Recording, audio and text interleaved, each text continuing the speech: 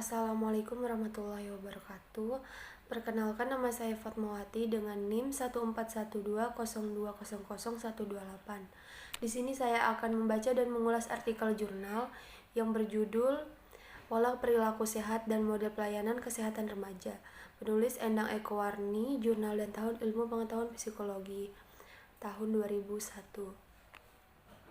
Outline yang saya bawakan kali ini yaitu pendahuluan, metode, hasil dan pembahasan, dan juga kesimpulan.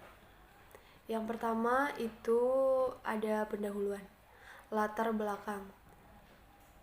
Masalah kesehatan tidak lagi dipandang sebagai suatu paradigma biomedis, tetapi lebih berdasarkan pendekatan biopsikososial.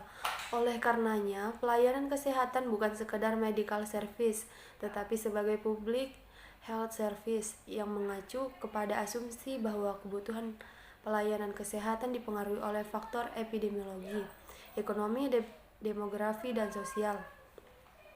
Dalam aspek sosial terkandung unsur sikap, perilaku, latar belakang sosial, budaya, dan sejumlah aspek lain.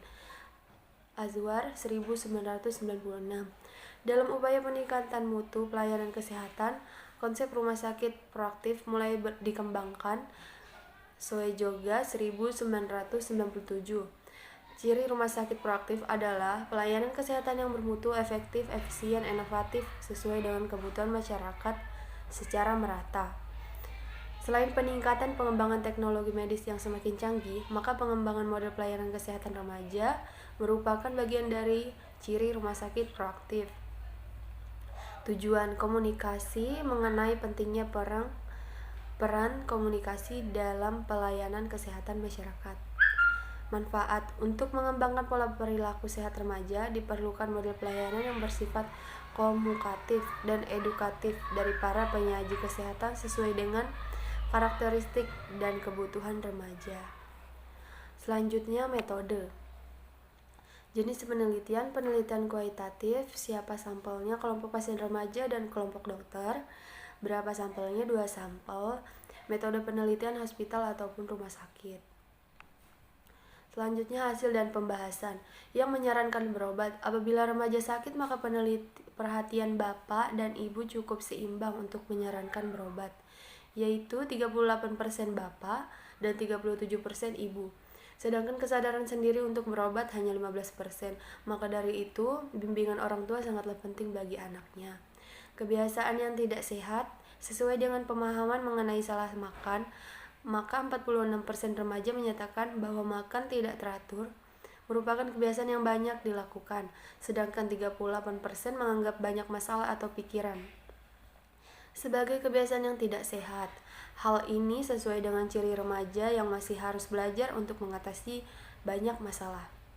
Remaja tidak perlu berpikir mengenai hidup sehat. Sebagian besar 48% beranggapan bahwa remaja memiliki fisik yang masih kuat, sedangkan kelompok yang jumlahnya sama 21% beranggapan bahwa remaja perlu hidup santai dan ingin menikmati kebebasan.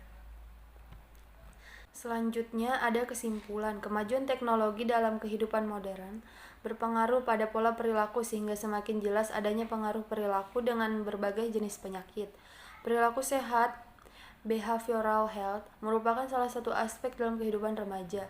Untuk memberikan pelayanan kesehatan yang sesuai dengan pola perilaku remaja, perlu dikembangkan suatu model yang memenuhi aspek preventif, promotif, dan kuratif.